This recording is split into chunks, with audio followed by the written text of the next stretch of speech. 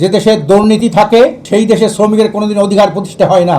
এই শ্রমিক অধিকার প্রতিষ্ঠার জন্য রাজনীতির একটা সম্পর্ক আছে। শ্রমিকের গায়ের ঘাম শুকানোর আগে তার ন্যায্য মজুরি প্রণয়ন করতে হবে। একটা জাতীয় অর্থকরী পণ্য হলো পাট। এই পাট বিশ্বের সবচেয়ে প্রায় ম্যাক্সিমাম 60% পাট বাংলাদেশে হয়। সেই দেশে পাট কলগুলো বন্ধ, কতগুলি আছে রুগ্ন, যেখানে লক্ষ লক্ষ শ্রমিক বেকার হয়ে গেছেন, কলকারখানা বন্ধ হয়ে গেছেন। বাংলার একটি পরিচিতি ছিল বিশ্বের কোন দেশে সবচেয়ে বড় পাটকল, সেটা আদমজি জুট মিল। আজকে জুট মিলটা বন্ধ। আমি সেখানে বন্ধ যখন হয় সেখানে হাজার হাজার শ্রমিকের কান্না আমি দেখেছি। আজকে খুলনা কৃষণ জুট মিল থেকে শুরু করে যতগুলো জুট মিল আছে এগুলো বন্ধ। কাদের কারণে বন্ধ হলো? এই মিল কারখানাগুলো কারা ক্রয় করলেন? এই বিষয়টা চিন্তা ভাবনা করে কোথায় সেই ট্রেড ইউনিয়ন, কোথায় সেই শ্রমিক নেতৃবৃন্দ?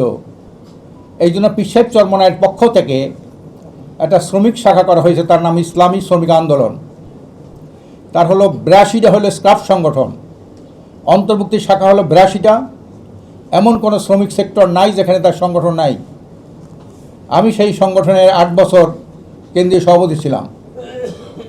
আমি দেখেছি শ্রমিকের সাথে কিভাবে প্রতারণা করা হয়, তো অধিকারকে কিভাবে গ্রাস করা হয়। আমি পরিষ্কার বলি, যত সুন্দর আমরা নির্বাচনী ইশতেহার করি না কেন, শ্রমিকের কথা কাগজ কলমে লিখি না কেন, এই শ্রমিক অধিকার প্রতিষ্ঠার জন্য রাজনীতির একটা সম্পর্ক আছে। যে দেশে দুর্নীতি থাকে সেই দেশে শ্রমিকের কোনোদিন অধিকার প্রতিষ্ঠা হয় না। শ্রমিক অধিকার শুধু কাগজে কলমে থাকে, বাস্তবে কিছু হয় না। এই জন্যে আমরা চিন্তা ভাবনা করে আমরা একটা শ্রমনীতি প্রণয়ন করেছি। ইতিমধ্যে আল্লাহ রসিম রহমত মেহেরবানিতে শ্রমিকদের মধ্যে প্রচুর সাড়া পড়েছে। সেই শ্রমনীতির নাম হল ইসলামী শ্রমনীতি। তার 1 নম্বর কথা হলো, শ্রমিকের গায়ের ঘাম শুকানোর আগে তার ন্যায্য মজুরি প্রণয়ন করতে হবে।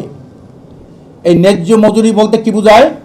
একজন শ্রমিক শুধু খাওয়া পড়া নিয়ে বাঁচবেন না, ওনার চেহারার মধ্যে যাতে একটা সজীবতা প্রকাশ পায়। ওনার অনেক ভিটামিনের অভাব, অনেক পুষ্টির অভাব, এইগুলি যাতে না থাকে, এইটাকে বিবেচনা করে আপনার বেতন নির্ধারণ করতে হবে।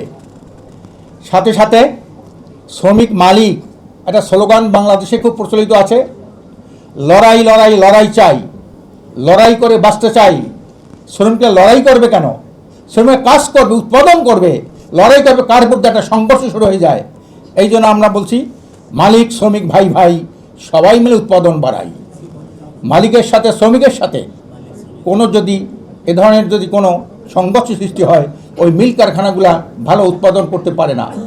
এই জন্যে মালিক সঙ্গে সুসম্পর্ক, আর সুসম্পর্ক যতই হবে তত উৎপাদন বাড়বে, আর উৎপাদন যত বাড়বে তখন একটা দেশ সমৃদ্ধ হবে, আর সমৃদ্ধ যখন হবে দেশ, তখন শ্রমিকরা শান্তিতে বসবাস করতে পারবে।